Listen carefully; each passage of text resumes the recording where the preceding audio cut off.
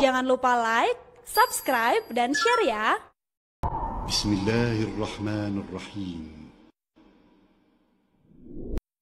Kalau makna la ilaha illallah adalah tidak ada pencipta selain Allah, maka orang Nasrani bisa mengucapkan la ilaha illallah, karena mereka juga tahu yang mencipta alam semesta hanyalah siapa?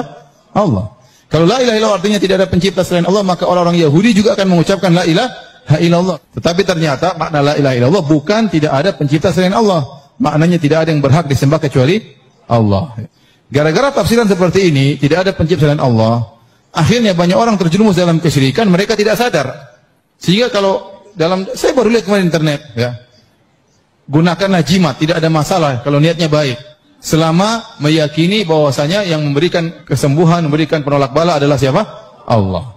Ya, kita bilang tidak boleh. Sampai saya pernah baca ada yang mengatakan, mintalah kepada wali-wali, mintalah kepada kuburan-kuburan. Selama kau meyakini semuanya dari siapa? Allah. Akhirnya repot. Sehingga orang menyangka selama dia yakin pencipta alam semesta itu Allah, maka dia masih Islam. Padahal barang siapa yang meyakini Allah Maha Pencipta, ternyata dia menyembah kepada selain Allah, dia musyrik. La ilaha illallah, makna yang sungguhnya, ya, tidak ada sesembahan yang berhak disembah kecuali siapa? Allah. Bukan tidak ada pencipta selain Allah. Makna tidak ada pencipta selain Allah itu kurang tepat. Karena secara bahasa Arab, ilah itu dari kalimat aliha ya'lahu, artinya abada ya'budu, artinya ma'bud. Jadi kalau kita artikan secara bahasa Arab, artinya la ma'buda. La ma'buda illallah. Tidak ada yang disembah. Bukan la khaliq, bukan la khaliqa. Ini tidak tepat. Tidak ada pencipta. Ini kurang tepat.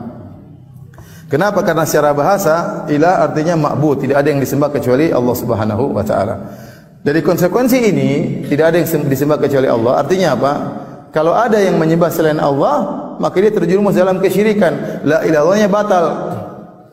Contoh, ada orang salat, dia menyembah Allah, tetapi kemudian dia juga berdoa meminta kepada penghuni kubur, berarti dia menyembah penghuni kubur. Berarti dia itu bukan orang Islam. Contoh orang-orang Nasara, mereka beribadah kepada Tuhan Bapa, tapi mereka juga beribadah kepada Tuhan Anak. Berarti ada selain Allah yang mereka sembah. Maka mereka musyrik. Itulah hakikat kesyirikan. Kesyirikan itu apa? Menyembah Allah dan menyembah selain Allah. Itulah kesyirikan. Saya ulangi, kesyirikan itu adalah menyembah Allah dan menyembah selain Allah. Ya. Seorang salat tapi melepaskan sesajen di lautan, musyrik atau tidak? Musyrik. Kenapa? Dia menyembah Allah dan menyembah roh. Sama. Seorang salat, dia menyembah Allah, tapi dia kalau mau bangun rumah, dia potong ayam, diserahkan kepada jin. Dia menyembah jin juga. Berarti dia musyrik. Meskipun dia menyembah Allah. Maka dikatakan orang bertauhid itu adalah mengesahkan. Artinya apa? Mengesahkan Allah dalam peribadatan. Dia tidak menyembah kecuali siapa? Allah. Adapun orang menyembah Allah dan menyembah selain Allah, itulah musyrik. Kalau kita bilang, Pak, jangan ke dukun, Pak. Emang saya syirik, wong saya sholat? Iya, ente ke dukun juga, Pak. Ente syirik. Ya. Taib. Ini perkara yang penting.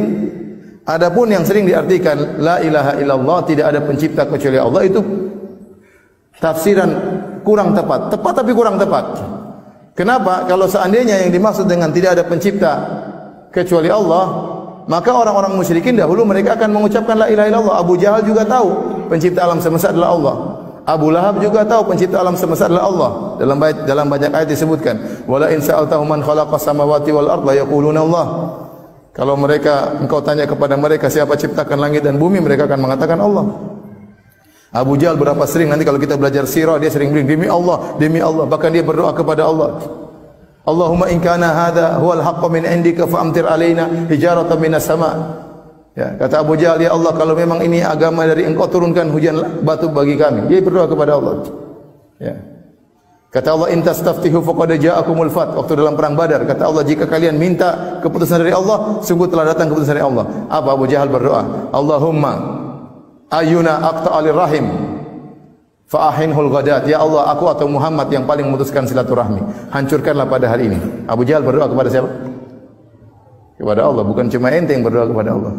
Abu Jahal juga berdoa kepada Allah. Karena dia yakin Allah juga pencipta.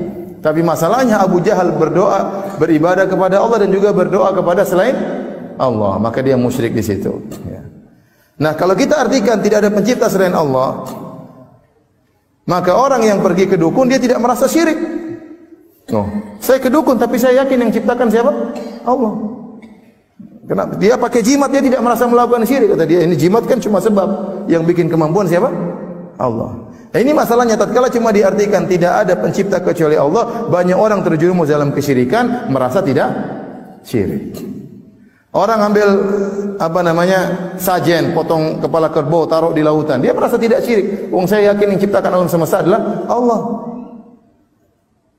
Paham maksud saya? Jadi muncul banyak kesalahan di sini gara-gara orang salah mengartikan la ilaha illallah. La ilaha illallah diartikan tidak ada pencipta kecuali Allah. Padahal kalau antum bilang la ilaha tidak ada pencipta kecuali Allah, orang Yahudi juga sama la ilaha illallah. Orang Yahudi Tuhannya siapa? Allah. Mereka nyembah siapa? Allah. Orang Nasrani kalau antum tanya siapa ciptakan alam semesta, kata mereka Tuhan Bapa. Allah. Siapa Tuhan Bapa? Allah. Ya, mereka juga la ilaha illallah kalau begitu. Orang-orang kejawen, orang-orang musyrikin, orang semua tanya siapa pencipta, kata mereka Allah Subhanahu wa taala. Maka kita katakan makna la ilaha illallah bukan tidak ada pencipta selain Allah, tapi lebih spesifik tidak ada pencipta yang berhak disembah. Paham? Tidak ada pencipta yang berhak disembah kecuali siapa?